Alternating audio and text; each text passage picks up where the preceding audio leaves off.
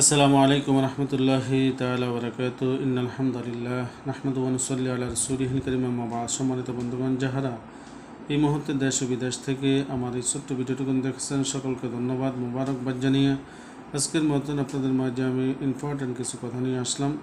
যে কথাটুকু হচ্ছে 6টি কারণে মানুষের অন্তর দূষিত হয়। 6টি কারণে মানুষের অন্তর দূষিত হয়।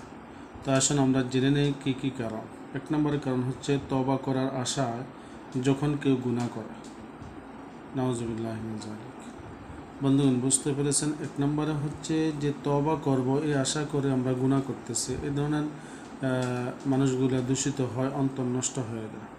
2 নম্বরে হচ্ছে আমল করে অথচ ইখলাস নেই। নাউজুবিল্লাহি মিন যালিক। আমলও থাকতে হবে, ইখলাসও থাকতে হবে।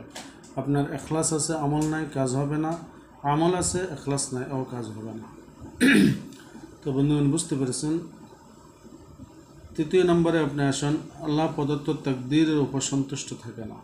আল্লাহ যে আমার এই ভাগ্যে, আমার তাকদীরে কি রেখেছেন, এটার উপর আমরা বিশ্বাসী নয়। নিজেরা অনেক চেষ্টা করব, নিজেরা কামাই করব, এই ধরনের চিন্তা, আল্লাহর উপরে তাওয়াক্কুল করে না। তাই এই ধরনের মানুষের অন্তরগুলো নষ্ট হয়। 4 নম্বরে আসেন, এলেম অর্জন করে তবে আমল করে না। অনেক এলেমদার মানুষ আছে, এলেম শিখেছে কিন্তু সে অনুপাতে আমল করে না। 5 নম্বর হলো আল্লাহর রিজিক ব্যবহার করে অথচ শুকরিয়া আদায় করে না। আমরা অহরহ প্রত্যেকটা সেকেন্ডে মুহূর্তে আমরা আল্লাহ তাআলার রিজিক ভক্ষণ করছি, রিজিক দেখছি, শুনছি, উপভোগ করছি, খাইছি, পান করছি, কিন্তু আমরা শুকরিয়া আদায় করি না। শুকরিয়া আদায় করলে তো ভাই আমাদেরই লাভ। আল্লাহ তাআলা বলেছেন, লা ইন শাকারতুম লা আযীদান্নাকুম ওয়া লা ইন কাফারতুম ইন্না আযাবি লাশাদীদ। বান্দা, যখন আমার নিয়ামত পাও শুকরিয়া আদায় করো, আমি নিয়ামত বাড়াই দেব। সুবহানাল্লাহ। আর যদি নিয়ামত পাওয়ার পরে শুকরিয়া আদায় না করে, তাহলে নিয়ামত উঠিয়ে নেবেন। 6 নম্বরে যে কথাটা বলেছেন সেটা হচ্ছে মৃত ব্যক্তিকে দাফন করেও এর থেকে শিক্ষা নেয় না।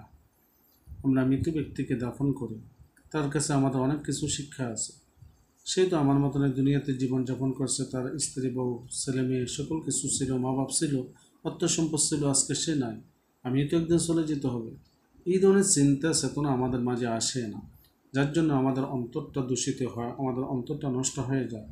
তো বন্ধুগণ, বুঝতে পেরেছেন যে 6টি কারণে মানুষের অন্তর দূষিত হয়। এক এক করে আমি বলার চেষ্টা করেছি, ইনশাল্লাহ এর উপর আমরা আমল করার চেষ্টা করব। তার পূর্বে বলছি যে যদি ফেসবুক থেকে আমার এই ভিডিওটুকু দেখে থাকেন, তাহলে অবশ্যই একটা ফলো দিবেন, লাইক কমেন্টের মাধ্যমে আমাকে কিছু অবগত করবেন। আর সাথে সাথে যদি ইউটিউব থেকে দেখে থাকেন, অবশ্যই আমার ইউটিউব চ্যানেলটাকে সাবস্ক্রাইব করে সাথে থাকবেন। ইনশাল্লাহ সকলে ভালো থাকবেন। আল্লাহ হাফেজ।